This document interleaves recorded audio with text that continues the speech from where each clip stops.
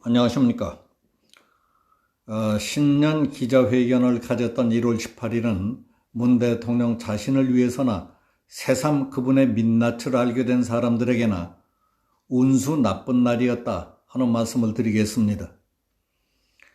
지난 18일에 있었던 문재인 대통령의 신년 기자회견은 기획했던 의도와는 달리 안 하는 것만 못한 역효과를 내고 있는 것 같습니다.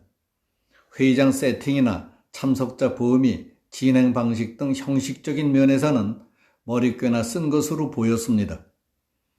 최근 들어 국가적 행사와 정부의 중요한 행사까지도 인위적인 연출로 내실을 압도하려는 듯한 것을 보며 저런 아이디어는 누가 내는 것일까 의아했습니다.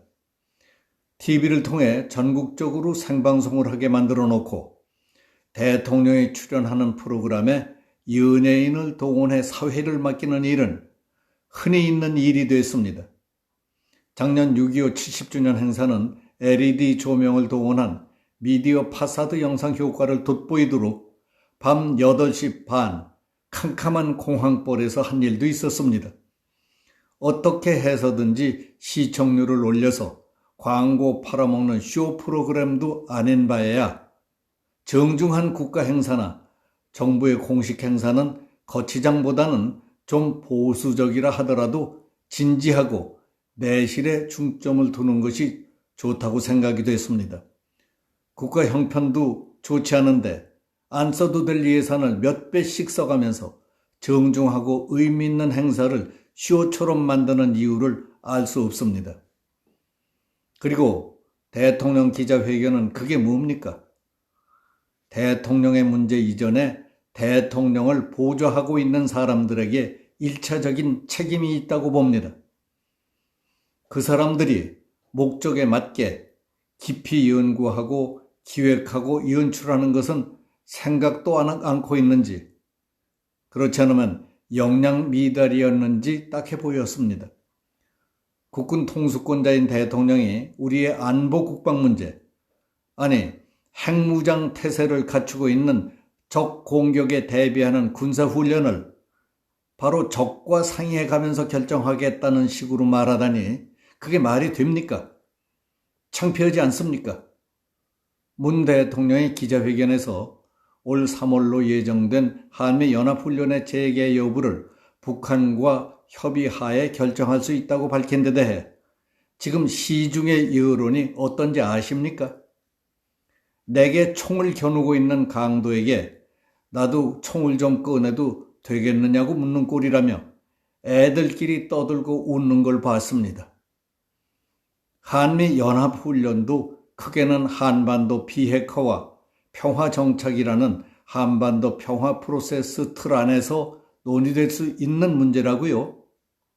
한미연합훈련은 방어적 목적의 훈련이라는 점을 다시 한번 강조한다고요.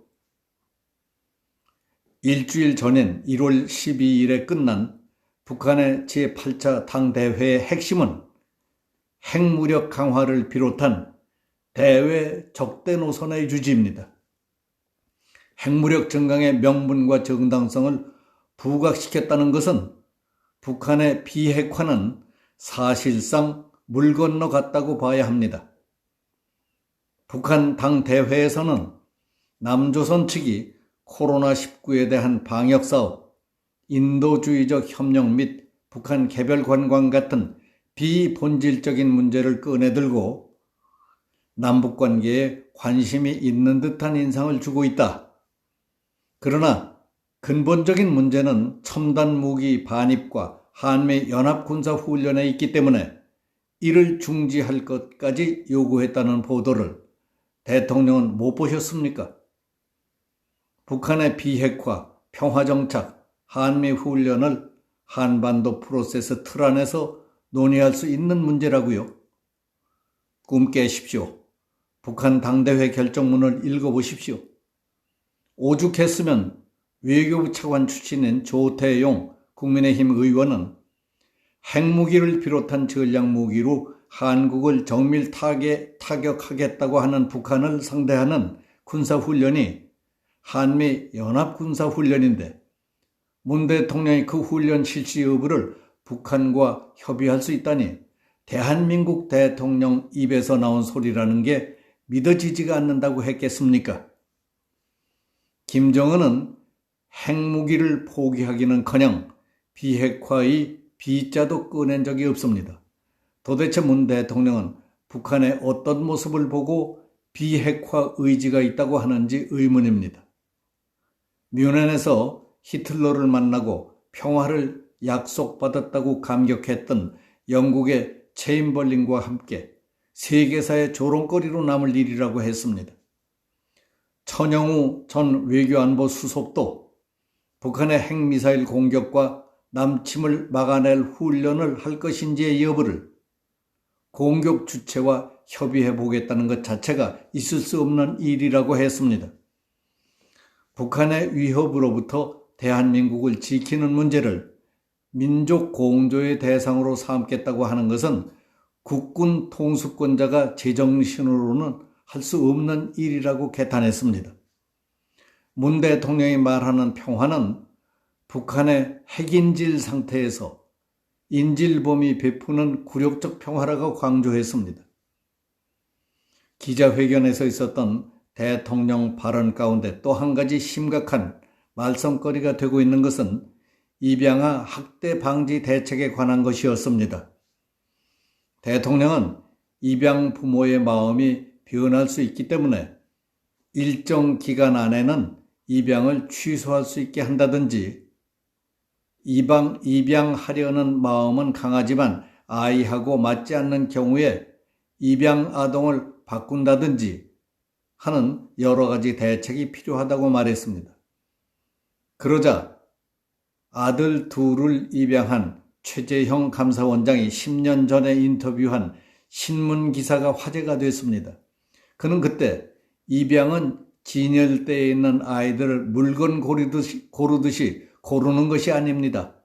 아이의 상태가 어떻든 아이에게 무언가를 기대해서 입양을 해서는 안 됩니다. 입양은 말 그대로 아이에게 사랑과 가정이라는 울타리를 아무런 조건 없이 제공하겠다는 다짐이 있어야 한다고 했던 말이 회자되고 있습니다. 2021년 신년 기자회견에서 드러난 군 통수권자인 문 대통령의 얄팍하고 어리석기 짝이 없어 보이는 안보관과 국가관을 확인한 것 같아서 불쾌하고 화가 납니다. 그리고 인권 변호사이며 인생 70이 코앞에 닥친 노회한 문재인 노인의 인간을 바라보는 속마음과 비정함을 알아보고 닭살 같은 소름이 돋았습니다. 2021년 신년 기자회견을 가졌던 1월 18일은 문 대통령 자신을 위해서나 새삼 그분의 민낯을 알게 된 사람들에게나 운수 나쁜 날이었다고 생각합니다. 여기서 마치겠습니다. 감사합니다.